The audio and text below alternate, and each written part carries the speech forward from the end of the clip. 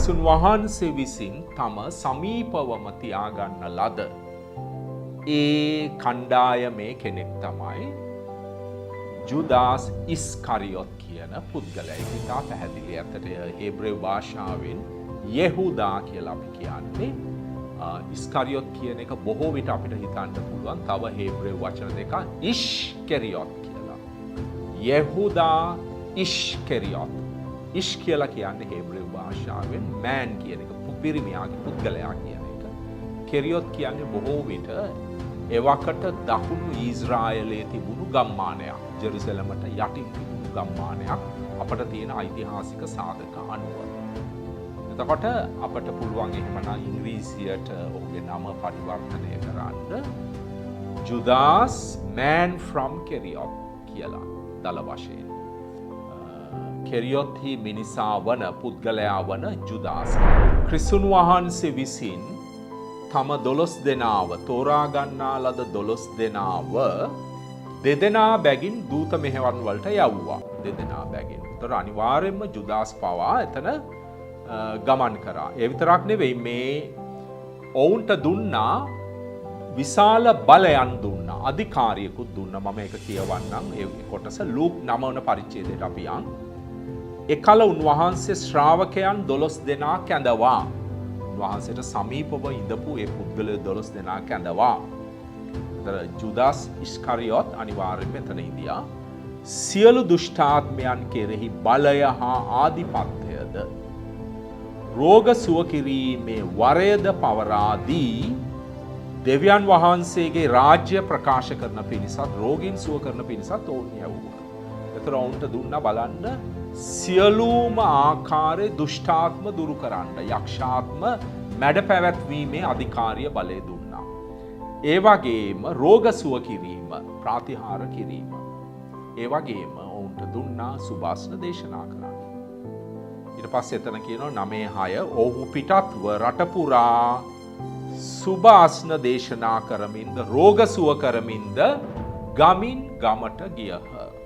එහෙනම් ජුදාස් මේ විස්තරයට අනුව රෝගීන් සුව කරලා තියෙනවා. යම් ප්‍රාතිහාර කරලා තියෙනවා. යකුන් එලවලා තියෙනවා. දුෂ්ටාත්ම දුරු කරලා තියෙනවා. ක්‍රිස්තුන් වහන්සේගේ සුභාරංචිය දේව රාජ්‍ය පිළිබඳ මේ මහා අත්දැකීම මහා ඉගැන්වීම උගන්වලා තියෙනවා. ඒතර අපි මේ ජුදාස් අවතක්සේරු කළ යුතු නැහැ. එසේ මෙසේ කෙනෙක් නෙවෙයි. ඒ වගේම අපි දන්නවා ජුදාස්ව ක්‍රිස්තුන් වහන්සේ සෑහෙන විශ්වාස කරලා තියෙනවා. ඒ නිසා තමයි ඔහු මුදල් පසුම්බිය. එහෙම නැත්නම් ඒ මුදල් ඒ පෙට්ටිය බාරව ඉඳපු පුද්ගලයා තමයි ජුදාස්.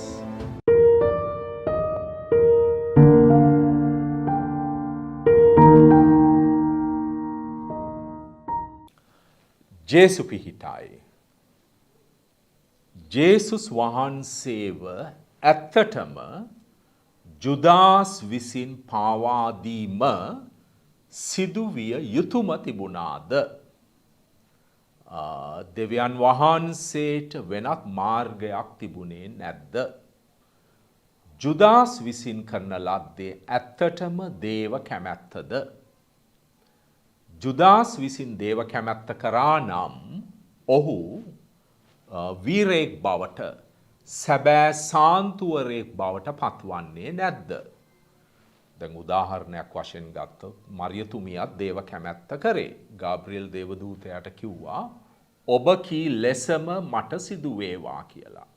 ඒ නිසා තමයි අපි එතුමියට විශාල ගෞරවයක් භක්තියක් දක්වන්නේ. හේතුව ක්‍රිස්තුන් වහන්සේ ඉපදෙන්නත් පෙර එතුමිය දෙවියන් වහන්සේගේ කැමැත්ත ඉෂ්ට කරා. එහෙනම් ජුදාස් පවා අයිති වෙන්නේ ඒ ගණයට. දැන් අපි මෙවැනි ප්‍රශ්න බොහොම නිවිහැනහිල්ලේ ඒ වගේම සමතුලිතව සලකා බලන්න ඕන. දැන් බොහෝ අයගේ තියෙන ප්‍රවණතාවයක් සමහරක් මේ වගේ සංකීර්ණ දේවල් දිහා බලන්නේ අර කළු සුදු වශයෙන්. ඒ කියන්නේ එක්ක මේක හරි එක්ක මේක වැරදි. එක්ක ජුදාස් දේව කැමැත්ත ඉටු කරා එහෙම නැත්නම් ජුදාස් කියන්නේ පාවා දෙන්නේ දරුණු පුද්ගලයෙක්.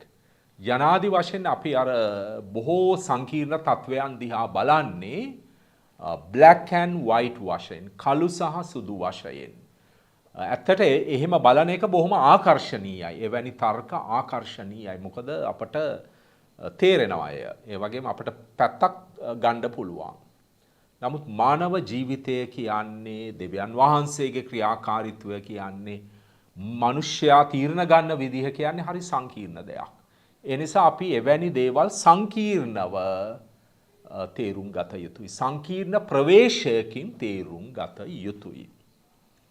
දැන් ක්‍රිස්තුන් වහන්සේ විසින් තම සමීපවම තියාගන්න ලද ඒ කණ්ඩායමේ කෙනෙක් තමයි ජුදාස් ඉස්කරියොත් කියන පුද්ගලයා. ඒක ඉතා පැහැදිලි. ඇත්තට හේබ්‍රේව භාෂාවෙන් යෙහුදා කියලා අපි කියන්නේ. ඉස්කරියොත් කියන එක බොහෝ විට අපිට හිතන්න පුළුවන් තව හේබ්‍රේව වචන දෙක ඉෂ්කරියොත් කියලා. යෙහුදා ඉෂ්කරියොත්. ඉෂ් කියලා කියන්නේ හේබ්‍රේව භාෂාවෙන් මෑන් කියන එක, පිරිමියා පුද්ගලයා කියන එක. කෙරියොත් කියන්නේ බොහෝ විට එවකට දකුණු ඊශ්‍රායලයේ තිබුණු ගම්මානයක්. ජෙරුසලමට යටින් තිබුණු ගම්මානයක් අපට තියෙන ඓතිහාසික සාධක අනුව. එතකොට අපට පුළුවන් එහෙමනම් ඉංග්‍රීසියට ඔහුගේ නම පරිවර්තනය කරන්න ජුදාස් man from කෙරියොත් කියලා දල වශයෙන්. කෙරියොත්හි මිනිසා වන පුද්ගලයා වන ජුදාස් කියලා. මොකද ඒ කාලයේ පුද්ගලයන් හඳුන්වපු ක්‍රම දෙකක් තිබුණා. මුල්ම ක්‍රමය තමයි ගමට සම්බන්ධ කරලා හඳුන්වනවා. දැන් ක්‍රිස්තුන් වහන්සේටත් කිව්වේ නාසරෙත්හි ජේසුස් වහන්සේ. Jesus of Nazareth. Yeshua min Sareth කියලා කියනවා මේ අරමයික් භාෂාවෙන්. එතකොට ගමට සම්බන්ධ කරනවා සාමාන්‍යයෙන්. නමුත් ඒ ගමේම කීප දෙනෙක් ඉන්නවනේ එකම නමින්. අපි හිතමුකෝ යෙහුදා කියලා කීප දෙනෙක් ඉඳියා කියලා ඒ ගමේ. එතකොට හරි අවුලක් නෙවෙන්නේ. එතකොට ඔවුන් සම්බන්ධ කරනවා තාත්තාගේ නමට. දැන් අපි දන්නවා ජුදාස්ගේ තාත්තාගේ නමත් සයිමන් or ශිමෝන්. හේබ්‍රු භාෂාවෙන් ඔහුත් ශිමෝන් ඉෂ්කරියොත්. ඔහුගේ එහෙනම් ඒ දෙන්නම තාත්තයි පුතයි අනිවාර්යයෙන් එක ගමෙන් එන්න ඕනනේ. අනිවාර්යෙන්ම පුතත් ඉපදෙන්නේ ගමේනේ. එතකොට එහෙනම් ඒ කෙරියොත් කියන ගම්මානයේ ඉපදුණු පුද්ගලයෙක් තමයි ඔහු. ඔහුගේ තාත්තගේ නම සයිමන් or ශිමෝන්.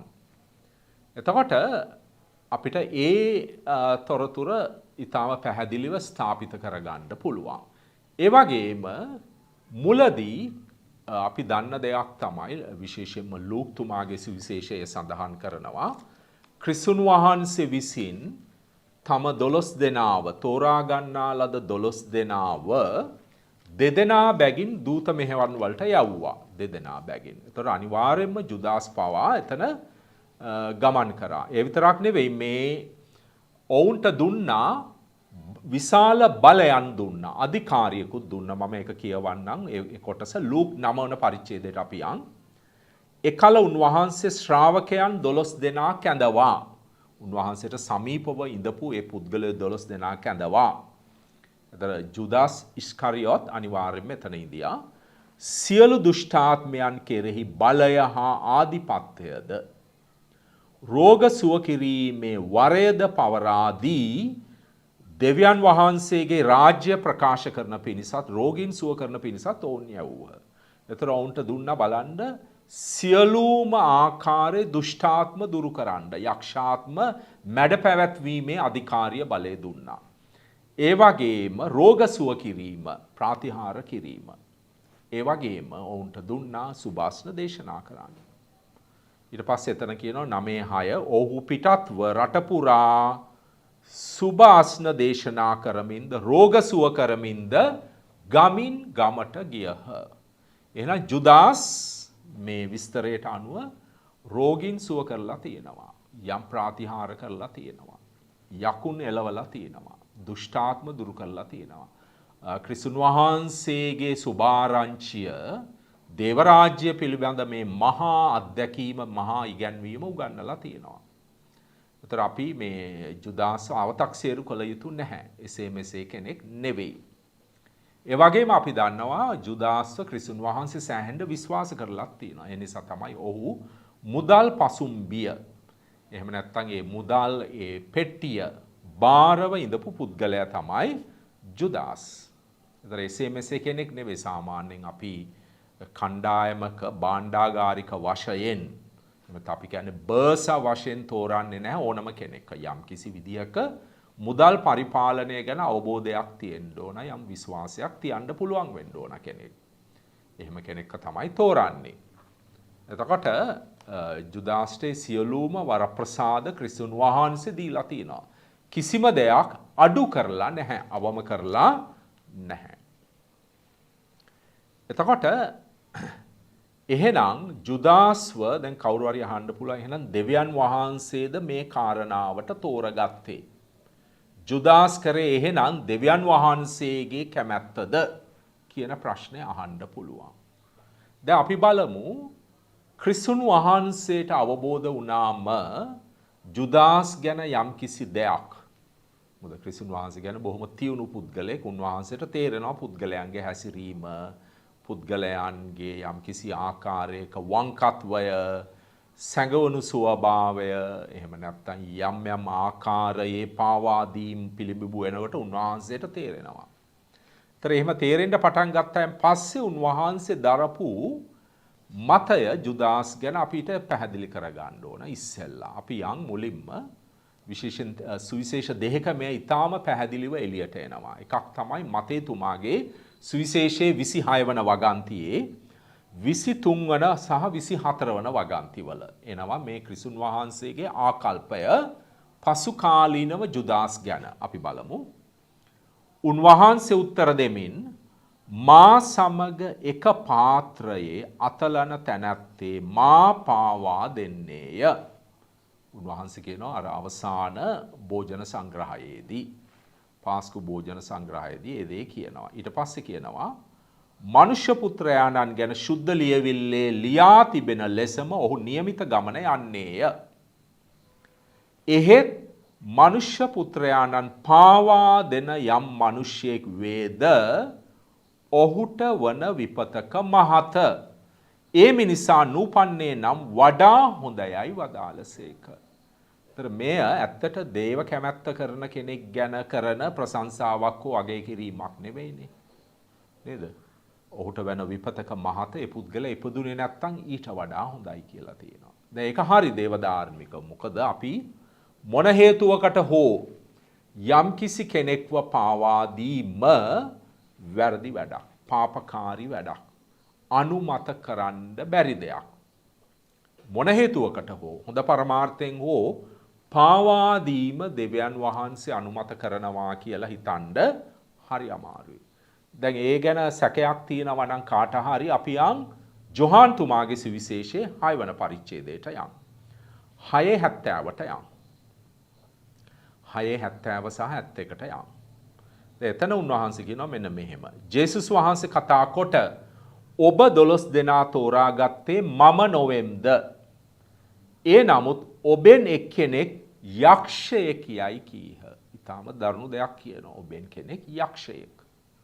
ඩීමන් කෙනෙක්. එසේ වදාළේ සීමොන් ඉස්කරියොත්ගේ පුත්‍ර වූ ජුදාස් ගැනය. ජේසුස් වහන්සේ පාවා දෙන්නට සිටියේ 12 දෙනාගෙන් එක්කෙනෙක් වූ ඔහුය. ඒතර මෙයක් බොහොම දරුණු දෙයක්. ඔබෙන් කෙනෙක් යක්ෂයෙක්. යක්ෂයාට සමාන කරනවා. සාතන්ට, ලුසිෆර්ට සමාන කරනවා. දැන් අපි දන්නවා ඇත්තටම ලූක් තුමාගේ සුවිශේෂයේ ජොහාන් තුමාගේ සුවිශේෂ සඳහන් වෙනවා.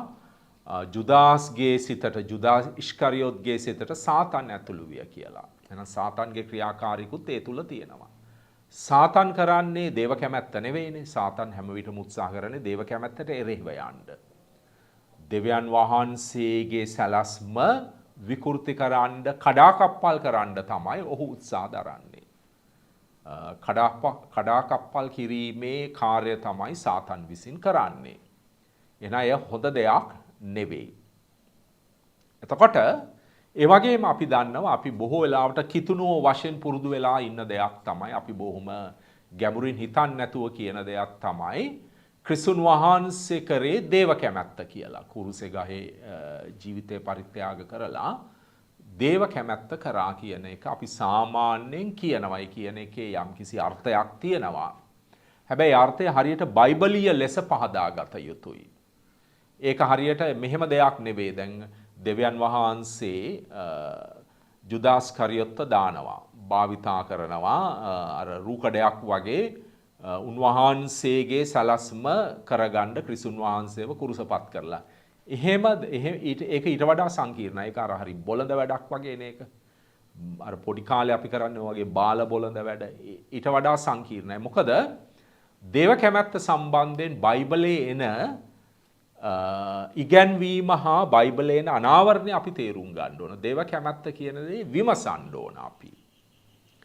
ඒ වගේම ජුදා ජනතාව තුල තිබුණා සිරිතක්.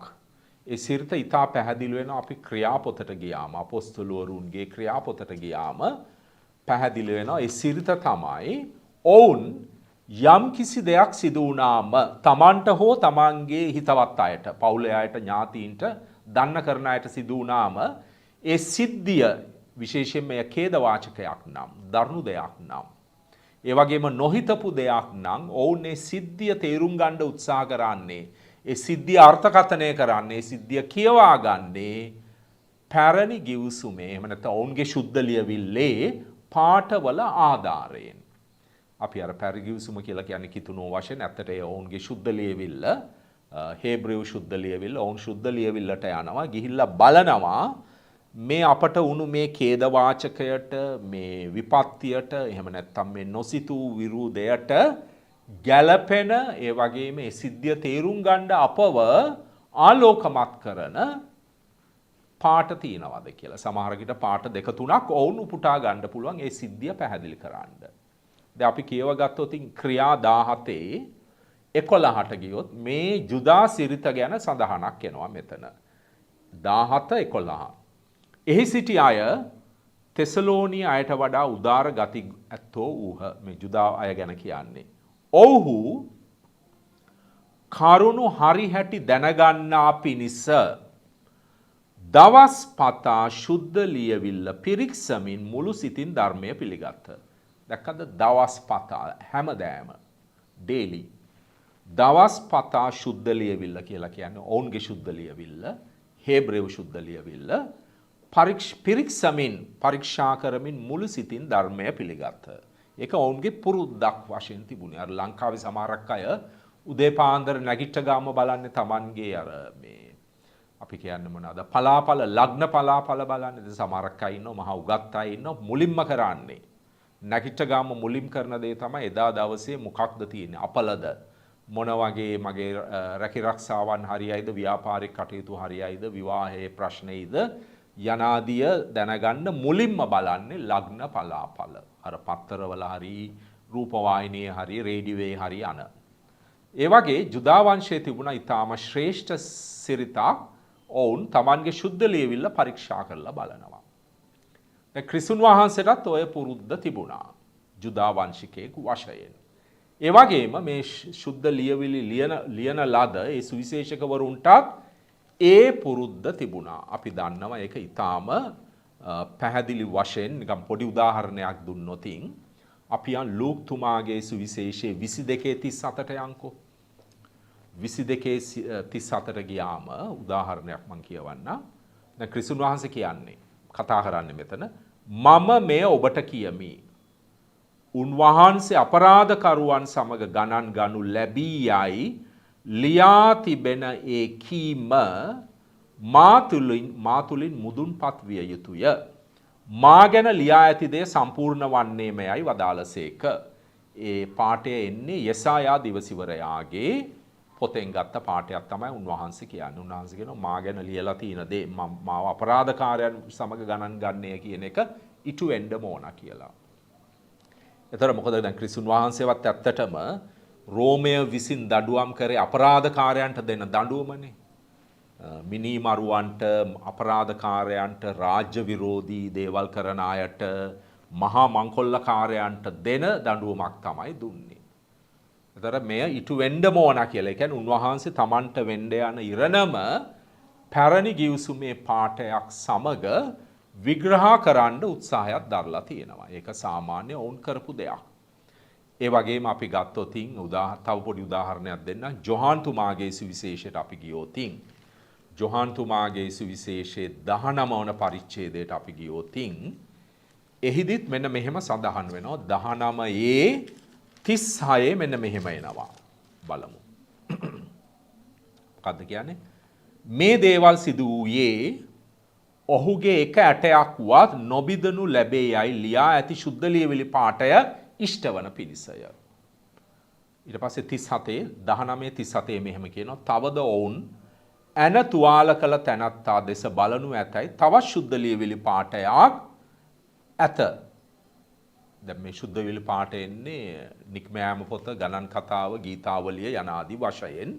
ඒ වගේම සෙකරියා දිවසිවරයාගේ පොතෙන් යන ආදී වශයෙන්. ඒතර ඒ ශුද්ධ ලියවිලි පාඨ උපුටා ගන්නේ ජොහාන් තුමා, සුවිශේෂී ලියපු ජොහාන් තුමා. ජොහාන් තුමා මේ ක්‍රිස්තුන් වහන්සේට වෙච්ච දෙය විග්‍රහ කරනවා ශුද්ධ ලියවිලි පාඨවලින්. පාඨ අරගෙන එය තේරුම් ගන්න බලනවා තවත්. ඒතර එහි අර්ථය ගැඹුරු වෙනවා. අර්ථය අපිට තව හොඳට තේරෙන්න පටන් ගන්නවා. එතකොට එය ජුදා වංශය තුල තිබුණු පුරුද්දක්. ක්‍රිස්තුන් වහන්සේට ඒ පුරුද්ද තිබුණා, උන්වහන්සේගේ අනුගාමිකයන්ට තිබුණා. පාවුලුතුමත් ඕක කරනවා. ඊටාම පාවුලුතුමාගේ ලිපි කියවනකොට නේ දිගට හරහට එතුමා උපුටා ගන්නවා පැරණි ගිවිසුමෙන්. හේබ්‍රෙව් ශුද්ධ ලියවිල්ලෙන් විවිධ තත්වයන් විග්‍රහ කර ගැනීම සඳහා. ඒතර දේව කැමැත්ත තේරුම් ගැනීමේදී එය ඉතා වැදගත්. ඔය දැක්ම, ඔය කාරණාව අපි තේරුම් ගන්න ඕන. මොකද දේව කැමැත්ත කියලා කියන්නේ අපි නිකන් රූකඩ වගේ ඉන්නවා, නිකන් ඔහේ අර මේ රොබෝවරු වගේ, යන්ත්‍ර වගේ ඉන්නවා වාඩි වෙලා දේව කැමැත්ත අහසින් වැටෙනවා අපගේ ඔඩොක්කුව උඩට. එහෙම දෙයක් නෙවෙයි. මොකද අපි හැම විටම මතක තියාගන්න ඕන බයිබලයේ හැදෑරීමේදී මානවයාට දෙවියන් වහන්සේ නිදහස දීලා තියෙනවා. පරිපූර්ණ නිදහස දීලා තියෙනවා. කොතරම් නිදහස දීලා තියෙනවා කියනවා නම් අපට පුළුවන් අපගේ නිදහස අවභාවිතා කරන්නත්. ඒ කියන්නේ අපට පුළුවන් නිදහස භාවිතා කරලා වැරදි ක්‍රියාවක් කරන්න, පාපයක් කරන්න, කාට හරි හානියක් කරන්න පුළුවන්. එචර ජුදාස් යන චරිතයත් දේවල් කරේ ඔහුට ලැබුණු නිදහස තුල. නිදහස් කැමැත්ත භාවිතා කරමින් තමයි ඔහු දේවල් කරේ තීරණ ගත්තේ. පේදුරුතුමා දේවල් කරෙත් එහෙමයි. පේදුරුතුමා කියන්නේ රූකඩයක් නෙවෙයි. ජුදාස් කියන්නේ රූකඩයක් නෙවෙයි. ඊට පස්සේ ජොහාන්, ජාකොබ්, ඇන්ඩ්‍රුලා කියන්නේ රූකඩ නෙවෙයි. ඔවුන් අතින් වැරදිත් සිදු වුණා. මොකද ඔවුන්ගේ අවබෝධයේ හැටියට ඔවුන්ට තිබුණේ ප්‍රඥාවේ සීමාවේ හැටියට තමයි තීන්දුව ගත්තේ. ඒතර ඔවුන් අතින් ලොකු වැරදිත් සිදු වෙනවා. ඒතර මිනිස්යාගේ නිදහස කිසිම හේතුවක් නිසා දෙවියන් වහන්සේ විසින් අහිමි කරන්නේ නැහැ. අහක් කරන්නේ නැහැ. ඒතර දැන් කවුරු හරි ඇහුවොතින් දෙවියන් වහන්සේට තිබුණාද ක්‍රිස්තුන් වහන්සේව කුරුසපත් වීම වළක්වන්න? දෙවියන් වහන්සේට තිබුණා. මොකද දෙවියන් වහන්සේට සියල්ල කළ හැකිනේ. සියල්ල කරන්න පුළුවන් නම් ක්‍රිස්තුන් වහන්සේගේ මරණයත් වළක්වන්න තිබුණා. නමුත් ක්‍රිස්තුන් වහන්සේගේ මරණය වළක්වන්න දෙවියන් වහන්සේට සිදු වෙනවා ජුදාස්, ඒ විතරක් නෙවෙයි නායක පූජකවරු, ඊට පස්සේ ෆරිසිවරු, සමහර ෆරිසිවරු, සදිසිවරු, හෙරෝදිවරු, ඊට පස්සේ පොන්ටියස් පිලාත් කියන ආණ්ඩුකාරයා යනාදී හැම බලවේගයකම හැම කණ්ඩායකම ඒ පුද්ගලයන්ගේ නිදහස අයින් කරන්න වෙනවා. මොකද අපි දන්නවා ඒ නායක පූජකවරුන්ටත් අවශ්‍ය වුණා ක්‍රිස්තුන් වහන්සේව කොහොම හරි අල්ලගන්න. උන්වහන්සේට ඒ දඬුවම ලබා දෙන්න. ඒතර දෙවියන් වහන්සේට අවශ්‍ය වුණා නම් මේ මරණය වළක්වන්න, මේක අසාධාරණ මරණයක්, අහිංසකෙක්ව මැරීමට ඉඩ දෙන්න බෑ කියලා එහෙනම් උන්වහන්සේට සිදු වෙනවා ඔය ඒ මරණයට සහභාගී වුණු වගකිය යුතු පුද්ගලයන්ගේ නිදහස අයින් කරන්න. එතකොට ඔවුන් කටයුතු කරන්නේ රූකඩ වගේ. එතකොට පුළුවන් දෙවියන් වහන්සේට ඕන දේ කරගන්න අර රූකඩයක් හරහා, රූකඩ හරහා, රොබෝ කෙනෙක් හරහා. නමුත් දෙවියන් වහන්සේ කිසිම හේතුවක් උදෙසා අපගේ නිදහස අයින් කරන්නේ නැහැ. අපි නිදහස අවභාවිතා කරනකොටත් ඒ අයින් කරන්නේ නැහැ. මොකද ඒතර උන්වහන්සේ වැරද්දක් කරා වගේ, උන්වහන්සේට වැරදුනා වගේ අපව මවනකොට අපට නිදහස දීම ගැන උන්වහන්සේ දැන් තැවෙනවා නම්, ඒ ගැන කලකිරෙනවා නම් ඒ කියන්නේ දෙවියන් වහන්සේගෙන් වැරද්දක් වෙලා. දෙවියන් වහන්සේට දෙයක් හරියට තේරුම් ගන්න බැරි වෙලා. දෙවියන් වහන්සේට දෙයක් හරියට කියව ගන්න බැරි වෙලා. දැන් උන්වහන්සේ අපරාධි කියලා හිතනවා මම මුන්ට මේ නිදහස දුන්නේ. නමුත් දැන් වහන්සේ අතින් එහෙම වැරද්දක් වෙන්නේ නැහැ. දැන් වහන්සේ ਸਰව සම්පූර්ණයි. උන්වහන්සේ අතින් වැරදි තීරණ ගන්නේ නැහැ. එතකොට උන්වහන්සේ අපට නිදහස දුන්නේ අපි අවභාවිතා කරයි කියලා දැනගෙන තමයි. උන්වහන්සේට ඒ අවබෝධය තිබුණා මිනිසුන් මේ නිදහස බහුතරයක් අවභාවිතා කරන්න පුළුවන් කියන එක.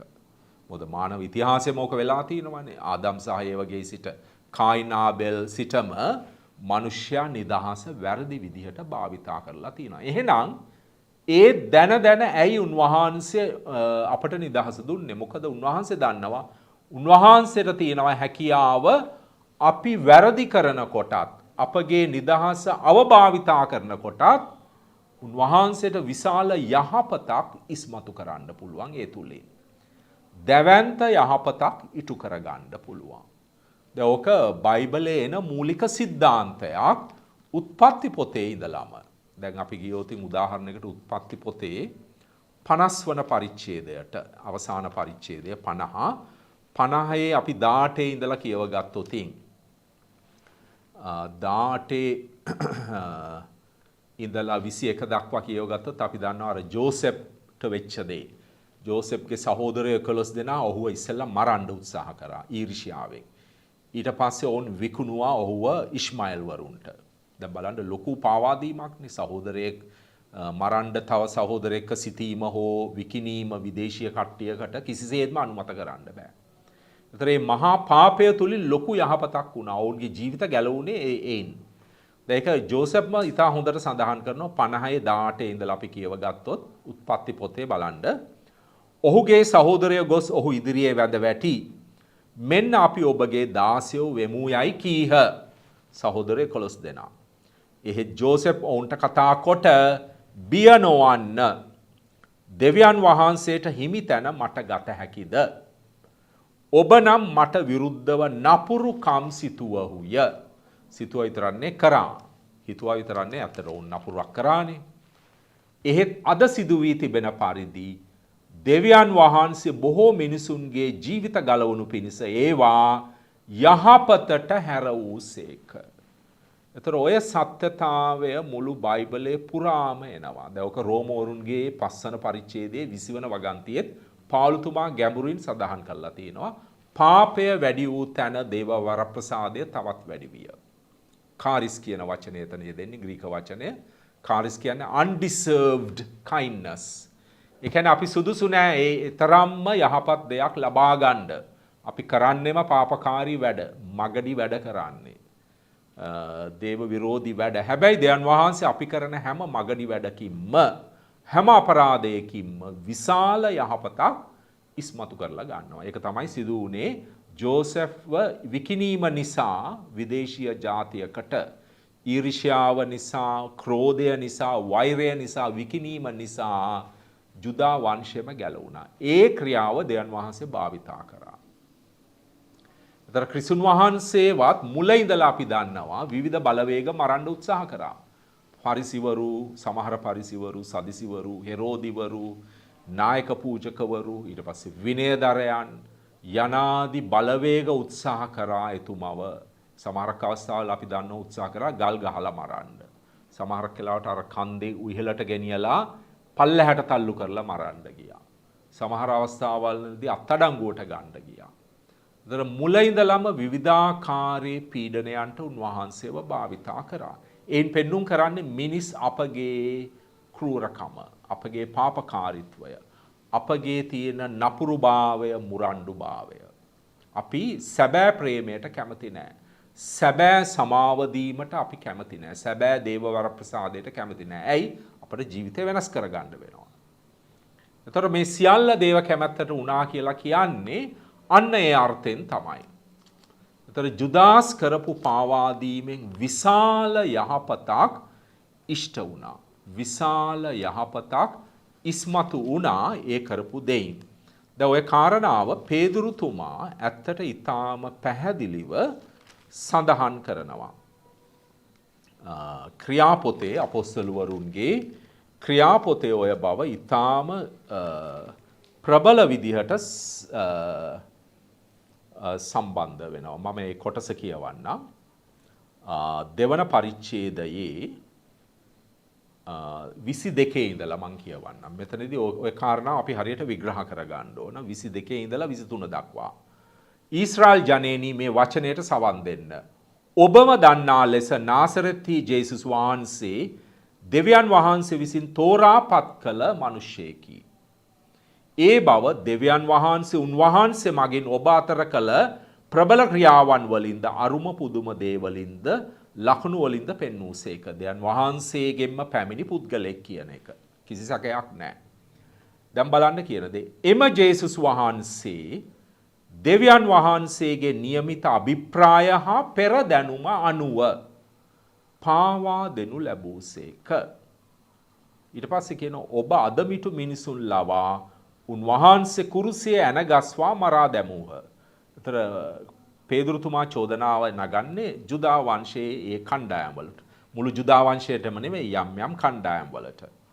ඊට පස්සේ කියනවා එහෙත් දෙවියන් වහන්සේ මරණ බන්ධනයෙන් උන්වහන්සේ මුදා උත්තාන කර වදාළසේක. හරි මන්ද මරණයට උන්වහන්සේ බැඳ තබාගත නොහැකි විය. ඒතර මෙතන එක තැනක කියන ඔබ මැරුවේ කියලා කියනවා. කෙලිම චෝදනා කරනවා. ඊට පස්සේ එතනම සඳහන් වෙනවා දෙවියන් වහන්සේගේ නියමිත අභිප්‍රාය හා පෙර දැනුම foreknowledge අනුව. ඉතින් මොකක්ද මේ සංකීර්ණත්වය දෙකම ඇත්ත. ඒ කියන්නේ දෙවියන් වහන්සේ සියල්ල එක මොහොතේ දකිනවා. දෙවියන් වහන්සේට අපි දන්නවා අතීතය වර්තමානය අනාගතය කියලා දෙයක් නැහැ. සමස්තයම උන්වහන්සේ මේ මොහොතේ දකිනවා. උන්වහන්සේට තියෙන්නේ මේ මොහොත විතරයි. ඒතර උන්වහන්සේ දකිනවා දැක්කා ජූදාස් ඉස්කරියොත් විසින් ක්‍රිස්තුන් වහන්සේව පාවා දෙන වග. ඒ බලවේගයක එකතු වෙලා රහස් කුමන්ත්‍රණය කරලා උන්වහන්සේව පාවා දෙන බව. හැබැයි එකෙන් අදහස් වෙන්නේ එතනට ජුදාස්ව තල්ලු කරේ දෙවියන් වහන්සේ කියලා. ඒක දෙවියන් වහන්සේගේම ක්‍රියාවක් කියලා. ඒක ජුදාස්ව තල්ලු කරේ දෙවියන් වහන්සේ නම් ජුදාස්ගේ ක්‍රියාවට ජුදාස් වග කිය යුතු නැහැ. එහෙනම් ක්‍රිස්තුන් වහන්සේට කියන්න ඕනේ නැහැ ඔබගෙන් කෙනෙක් යක්ෂයෙකි කියලා. ඒ වගේම උන්වහන්සේට කියන්න ඕනේ නැහැ නේද මා පාවා දෙන ඔබෙන් කෙනෙක් ඔහු නූපන්නා නම් ඊට වඩා හොඳයි කියලා. ඔහුගේ ඉරණම දරුණු එකක් ඔහු නූපන්නා නම් ඊට වඩා හොඳයි කියලා කියන්නේ නැහැ. මොකද දේව කැමැත්ත කරන කෙනෙක් ඉපදෙන එකම තමයි හොඳ. දේව කැමැත්ත කරන අය ඉපදෙන්න ඕන තව තවත්. දේව කැමැත්ත කරන කිසිම කෙනෙක් සැබෑ දේව කැමැත්ත කරන කිසිම කෙනෙක් යක්ෂයෙක් නෙවෙයි. යක්ෂයෙක් කියලා කියන්නේ දේව කැමැත්තට පිටුපාන කෙනෙක්. දේව කැමැත්තට ද්‍රෝහිකම් කරන කෙනෙක්. දේව කැමැත්තට විරෝධීව කටයුතු කරන කෙනෙකුට තමයි යක්ෂයෙක් කියන්නේ. යක්ෂයාගේ සැලස්ම දේව කැමැත්ත විනාශ කිරීම, දේව සැලස්ම විනාශ කිරීමනේ. එහෙනම් ජුදාස් යක්ෂයෙක් කියන්න ඕනේ නැහැ. එහෙනම් කියන්න ඕන ජුදාස් කියන්නේ ලෝකේ ඉඳපු ශ්‍රේෂ්ඨම සාන්තුවරයෙක් කියලා. ශ්‍රේෂ්ඨම ක්‍රිස්තු අනුගාමිකයෙක් කියලා කියන්න ඕන. එහෙමනම්. ඒතර ඔය ක්‍රියාවලිය සංකීර්ණව අපි තේරුම් ගන්න ඕන. මොකද බොහෝ අය අර මං මුලින් කිව්වා වගේ දේවල් විග්‍රහ කරගන්න යන්නේ කළු සුදු වශයෙන්. black and white වශයෙන්. මොකද ඒ චින්තන එහෙම කළු සුදු වශයෙන් දේවල් තේරුම් ගැනීම හරි ආකර්ශනීයයි. දැන් උදාහරණයකට බොහෝ අදේවවාදී දාර්ශනිකයෝ තර්ක කරනවා දෙවියන් වහන්සේ සියල්ල දන්නවනම් අපි නිදහස් නැහැ කියලා. දැන් ඒ තර්කය හරි ආකර්ශනීයයි. දෙවියෝ සියල්ල දන්නවනම් කොහොමද අපි නිදහස් වෙන්නේ? ඒක අර කළු සුදු තර්කයක්. ඒ වගේම දෙවියන් වහන්සේ දන්නේ නැත්නම් අපි ඊගාවට කරන්න යන දේ උන්වහන්සේ සැබෑ දෙවියෝ වෙන්න බෑ කියලා. දැන් ඔය වගේ කළු සුදු තර්ක හරි ආකර්ශනීයයි. මිනිසුන් ආකර්ෂණය වෙනවා. ඇත්තට දෙවියන් වහන්සේ අපි කරන සියල්ල දන්නවා. හැබැයි එකෙන් අදහස් වෙන්නේ මම නිදහස් නැහැ කියන එක. ওই දෙකම ඇත්තයි එකම මොහොතේ. දෙවියන් උදාහරණයකට මං හෙට උදේ මොනවාද කරන්න යන්නේ කියන එක දන්නවා. හැබැයි ඒක නිසා උන්වහන්සේ ඒක දන්න නිසා මගේ නිදහස සීමා වෙන්නේ නැහැ. ඒකට හේතුව මම හෙට උදේ මගේ නිදහස භාවිතා කරලා කරන්න යන දේ උන්වහන්සේ දන්නවා. හැබැයි උන්වහන්සේ මගේ නිදහස මට අහිමි කරන්නේ නැහැ. ඒක ටිකක් මෙන්න මෙහෙම දෙයක්. දැන් අපි ගමුකෝ අපේ ගෙදර පොල් ගහක් තියනවා කියලා. ඒ පොල් ගහේ තියෙන අතු වගයක් අපට තේරෙනවා මේක අද හෝ හෙට මේ අතු ටික වැටෙනවා. දැක්කම අපි ඒවා වේලිලා දැන් පොල් ගස් තියන අය මේක දන්නවා. නේද? ඒක නිසා තමයි අපි පොල් ගස් යටට යන්නෙත් නැත්තේ. සමහරක් වෙලාවට අපිට තේරෙනවා මේක දවසකින් දෙකකින් මේකේ තියෙන අතු දෙක තුනක් වැටෙන්න ළඟයි. හැබැයි අපි නෙවෙයි ඒක සල් කරන්නේ. ඒ අතු වැටීම සලස්සන්නේ අපි නෙවෙයි පොල් ගහ හොල්ලලා හරි වෙන විදියකින් එහෙම නෙවෙයි. අපිට වෙන්න යන දෙයක් තේරෙනවා. හැබැයි මට තේරුණා කියලා ඒ ක්‍රියාවලිය නවතින්නේ නැහැ. ඒ ක්‍රියාවලිය ඉක්මන් වෙන්නේ නැහැ. දැන් මම කිව්වොත් හෙට මේකේ මේ පොල් අත්තක් වැටෙන්න පුළුවන් කියලා ඒකෙන් අදහස් වෙන්නේ නැහැ ඒ වැටෙන වේගය ඉක්මන් වෙනවා කියලා. එහෙම නැත්නම් ඒක ප්‍රමාද වෙනවා කියලා. ඒ කියන්නේ මගේ දැනුම ඒ පොල් අත්ත වැටීමට බලපෑමක් වෙන්නේ නැහැ. බලපෑමක් කරන්නේත් නැහැ. වෙන්න තියෙන දෙයක් ගැන මට යම් අවබෝධයක් තියෙනවා. ඒකයි මම ප්‍රකාශ කරන්නේ. ඒතර දෙවියන් වහන්සේ අපේ අනාගතය සම්පූර්ණයෙන්ම දන්නවා. උන්වහන්සේ දෙවියෝ නිසා දන්නවා. හැබැයි ඒ අනාගතය එහෙම වෙන්නේ උන්වහන්සේ මාව බලෙන් එතනට තල්ලු කරලා නෙවෙයි. දැන් අපි හිතමු හෙට උදේ යම් කිසි පුද්ගලයෙක් එක්ක මම පොඩි බහිම්බස් වීමක් වෙන්න නියමිතයි කියලා මම වෙනවා කරනවා කියලා. ඒක දැන් දෙවියන් වහන්සේ දැකලා තියෙන්නේ. හැබැයි උන්වහන්සේ නෙවෙයි මාව ඒකට තල්ලු කරන්නේ. ඔයා අර පුද්ගලයෙක්ක ගිහිල්ලා මේ වචන හරබයකට යන්න හරි රණ්ඩු කර ගන්න හරි කියලා උන්වහන්සේ නෙවෙයි. එතකොට මානවයා නිදහස් එක අතකින් ඒ වගේම දෙවියන් වහන්සේ සියල්ල දන්නවා. ওই දෙකම එකම මොහොතේ ඇත්ත. ওই දෙක අතර පරස්පර විරෝධීභාවයක් නැහැ. අතර ওই මාතෘකාව වෙනම කතා කරන්න ඕන දෙයක්. ඔක හොඳටම විග්‍රහ කරගත්ත චින්තකයා තමයි සාන්ත තෝමස් ඇක්වයිනස්තුමා. එතුමාගේ ග්‍රන්ථ කියව ගන්න පුළුවන් ওই සම්බන්ධයෙන්. එතකොට ක්‍රිස්තුන් වහන්සේගේ මරණය සම්බන්ධයෙන් එක පැත්තකින් මිනිස්යාගේ ක්‍රියාවලියකුත් සිදු වුණා. මිනිස්යාගේ ක්‍රියාවලියක් ඒ වගේම ජුදාස් වැනි අයට යක්ෂයාගේ බලපෑමකුත් සිදු වුණා. ඒ වගේම එවකට සිටි විවිධ කණ්ඩායම් වල ක්‍රියාකාරීත්වයක් සිදු වුණා. ඒ වගේම දෙවියන් වහන්සේගේ ක්‍රියාකාරීකුත් ඔය අතර සිදු වෙනවා. ඒක නිසා තමයි අපි ඔක කියන්නේ සරලව ටිකක් අර අපි හිතන්න ගැඹුරින් හිතන්න අධ්‍යයනය කරන්න කම්මැලි නිසා අපි ඕක කියනවා සියල්ල වෙන්නේ දේව කැමැත්තට කියලා අපි කියනවා. හැබැයි ඒක විග්‍රහ කරගන්න ඕනේ. නැත්නම් ඒක නිකන් අර මේ ප්‍රශ්න කරන්න පුළුවන් කියමනක්. ඒ වගේම ඒ තුල මේ තර්කානුකූලව ගොඩාක් හිල් තියෙනවා. එහෙම අපි ඒක විග්‍රහ කරේ නැත්තම්. එතකොට ක්‍රිස්තුන් වහන්සේට සිදු වුණු මේ ක්‍රියාවෙන් උන්වහන්සේගේ මේ මරණයෙන් දුක් විඳීමෙන් පාවා දීමෙන් විශාල යහපතක් දෙවි පියාණන් වහන්සේ කරගත්තා. කොහොමද කරගත්තේ? ක්‍රිස්තුන් වහන්සේව උත්ථාන කරලා. උත්ථාන කරලා ක්‍රිස්තුන් වහන්සේව ස්ථාපිත කරා. ක්‍රිස්තුන් වහන්සේගේ පැත්ත ගත්තා දෙවි පියාණන් වහන්සේ. උන්වහන්සේගේ අර උන්වහන්සේට එරෙහිව ඉඳපු බලවේගවලට විරුද්ධව. ඒතර ඕක තමයි අපි සරලව සාමාන්‍යයෙන් කියන්නේ සියල්ල උනේ දේව කැමැත්තට කියලා. ඒක තමයි දැන් මේ අර මං ඉස්සෙල්ලා කියපු පාඩයේදී පේදුරුතුමා කියන්න යන්නේ ඔය සංකීර්ණ తත්වය තමයි මම ඒ 2:23 ආයි කියවන්න. එම ජේසුස් වහන්සේ දෙවියන් වහන්සේගේ නියමිත අභිප්‍රාය හා පෙර දැනුම අනුව පාවා දෙනු ලැබූසේක. ඔබ අදමිටු මිනිසුන් ලවා උන්වහන්සේ කුරුසේ ඇනගස්වා මරා දැමූහ. එක පැත්තකින් මානවයාගේ ක්‍රියාකාරීත්වය මානවයාගේ දුෂ්ට තීරණවල ප්‍රතිඵල ඒ වගේම දෙවියන් වහන්සේගේ මහා සැලැස්ම අපගේ පාපකාරී ක්‍රියාවන් වලින් උන්වහන්සේ විශාල යහපතක් ඉස්මතු කර ගැනීම සිදු වුණා. ඒක අර පාවුල්තුමා කියන කියමන ඇත්තටම හරි අර රෝම 5:20. පාපය වැඩි වූ තැන දේවවර ප්‍රසාදය තව තවත් වැඩි විය, ප්‍රබල විය, ශක්තිමත් විය කියන එක. ඒතර ඒ අවබෝධය අපිට අවශ්‍යයි. නැත්නම් අපි සරල විග්‍රහයන් වලට යනවා. බොහොම සරල හැබැයි ආකර්ශනීය. ඒ වගේම තේරුම් ගන්න පුළුවන්. මොකද සරල විග්‍රහයන් වලට මිනිස්සු ආකර්ෂණය වෙනවා. ඒවා බොහොම ලේසි, තර්කානුකූලව ලේසි ඒවා. කළු සුදු. බහුතරයක් සාමාන්‍යයෙන් එවැනි අර්ථකථන හරහා තමයි යන්නේ. ඒ වගේම අපි බාල කාලේදීත් ඔය වගේ දේවල් අර පොඩි කාලේ දහම ඉගෙන ගන්නකොට ඔය වගේ සරල විග්‍රහයන් තමයි අපිට දෙන්නේ. ඒකේ පොඩි කාලේට හොඳයි. ඊට පස්සේ අපි ඇදහිල්ලෙන් වර්ධනය වෙනකොට අපගේ අවබෝධය ගැඹුරු කරගන්න ඕන. අපගේ විග්‍රහය ගැඹුරු කරගන්න ඕන. එතකොට අපිට ඇත්තටම තේරෙන්නේ ක්‍රිස්තුන් වහන්සේගේ මේ මහා ගැලවීමේ කාර්යභාරය දායකත්වය කොතරම් ප්‍රබල එකක්ද කියලා සහ ඒ තුලට අපට සහභාගී වෙන්න පුළුවන් එතකොටයි. ඒ වගේම තව දෙයක් සඳහන් කරන්න ඕන බොහෝ අය කුතුහලයක් දක්වනවා අර The Gnostic Gospel of Judas කියන ග්‍රන්ථය ගැන.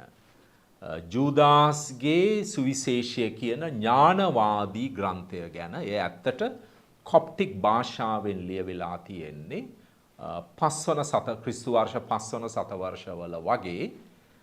එය මෑතකදී පිටපතක් හමු වුණා. එය ඉංග්‍රීසි භාෂාවට වෙන යුරෝපීය භාෂාවන් වලට පරිවර්තනය වෙලා තියෙනවා.